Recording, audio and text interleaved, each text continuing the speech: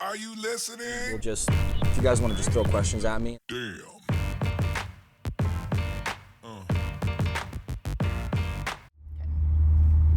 So right now we're headed over to 1776. That's a DC-based incubator.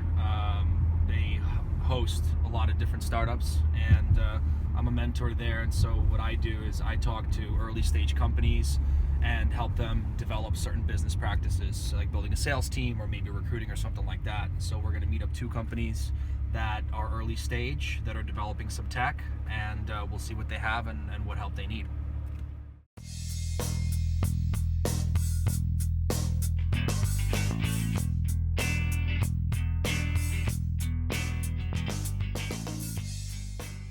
I know you want to generalize it to kind of go and capture as much as you can, but if you have a niche, focus on expanding that niche and push it this way. And I'll give you an example. When we first started HireKeep, we were actually in 1776 as well, and our alums, and we started with sales, even though we could have started with everything, because recruiting is recruiting, right? We'll figure it out.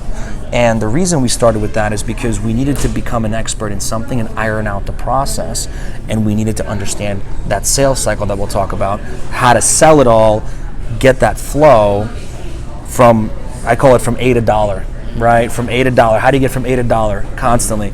And then once we've figured that, then we can expand to the different business units. So if your goal is to sell, you're going to sell a lot faster in that direction, and that's my belief. You've got every possible pain point. This is coming from a guy that's done this business. If you sat down with me and pitched me this, I'd have bought it in a second. Really? Absolutely. And I'll tell you why, is because I'm thinking, oh my God, no more tickets. I'm thinking, oh my God, my customers can now use their mobile phone while they're in the restaurant and request it, and now my people aren't stacked up all over the place running around getting these cars, dealing with all these tickets. Right. For me, it's a management nightmare. Now all of those problems disappear, probably a little bit more, if not for the same cost of the waste of the tickets that I'm currently buying, managing, counting, time, all this stuff. I mean, you put that into a calculator and you've got that worry-free solution. So we're trying to figure out, one, how to build the sales cycle, Okay. right, that's efficient, right, and also how to build a sales team, because I know right now it's just me and I have to understand the process, but I don't know kind of where to start, how many people I would need to kind of get out, and where do I start with 2 or 3, or do I start with one guy at a time? Are we going per region, and just really understanding how to get in and provide that value. Okay. It seems like what you need is someone to identify the prospects. If you were closing all day, I think you can triple your productivity. I think you can go that much further until you tap yourself out.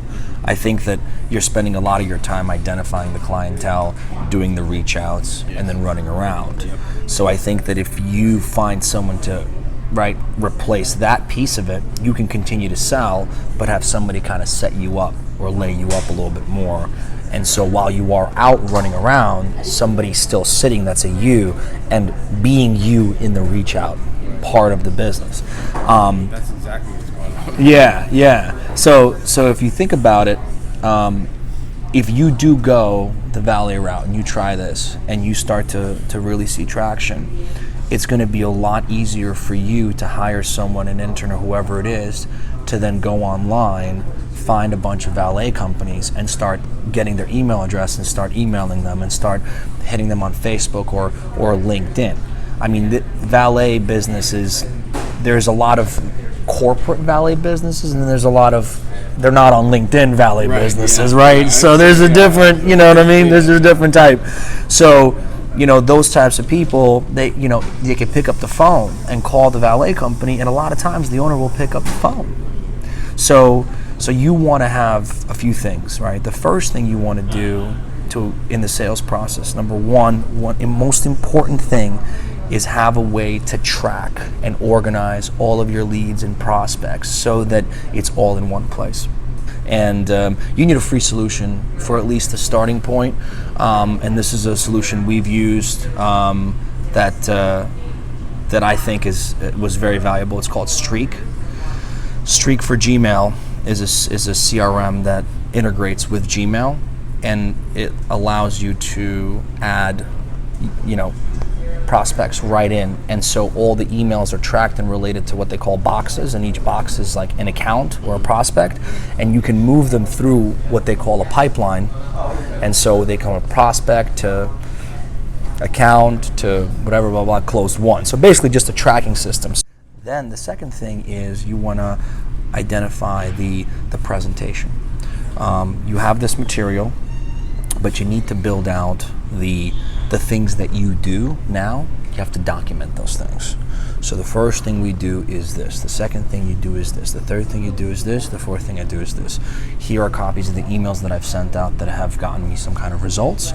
And so you want to put that into like a sales brain, right? And this cadence that you have, right? And the things that you say, the value of this service, who the target clientele is, all that stuff is very important to document, because this is how you're going to be able to scale the sales team and transfer that information quickly and effectively, especially when you're not always around to babysit someone, right? So the more you document, the more you create.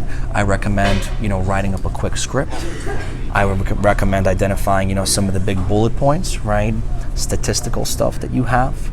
How much waste, how much loss, how much theft is happening in the valet business, right? How much of a pain in the ass these tickets are, right?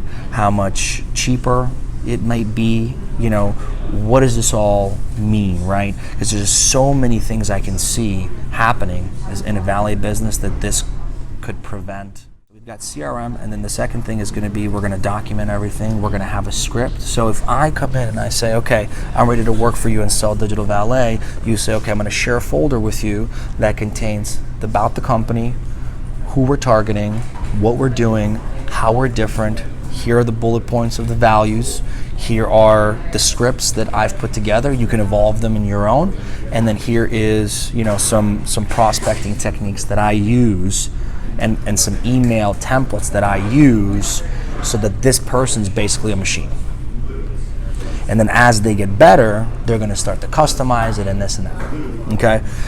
And then the final thing after that is deciding on the compensation piece. So, obviously it's early, but we want to think about the base compensation, whether it's if it's a full-time or an intern. I think an intern's okay.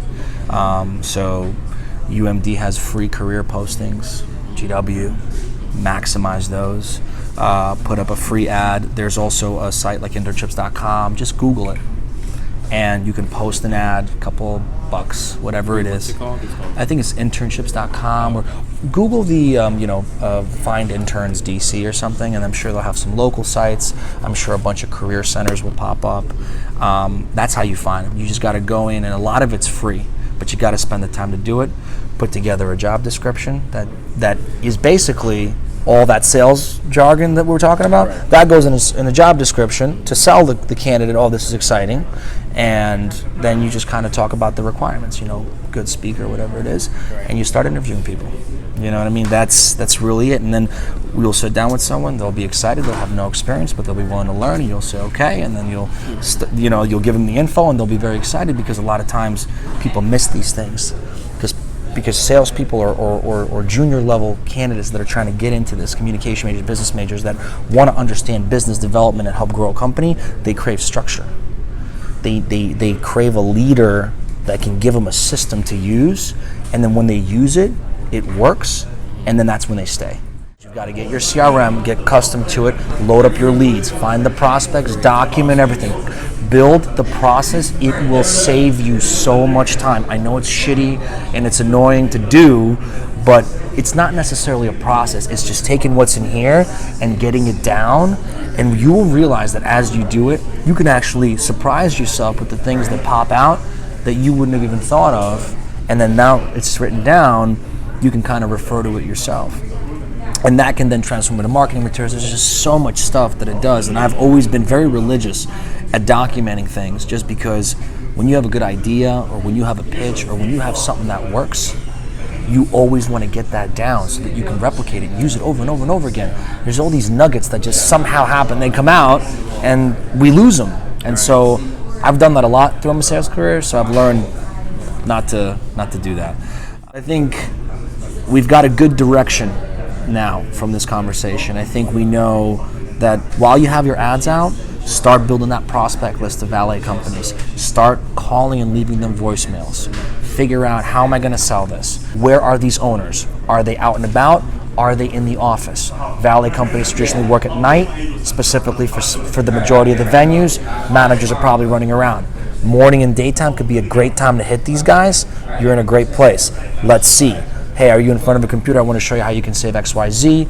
You need to understand the metrics behind what you're doing, because if you don't, then you'll never know what's successful and what's not successful. And the most important thing is to know what's not successful, because every failure ends up allowing you to pivot to a successful piece. And so you may be making mistakes that you don't even know you're making unless you track it.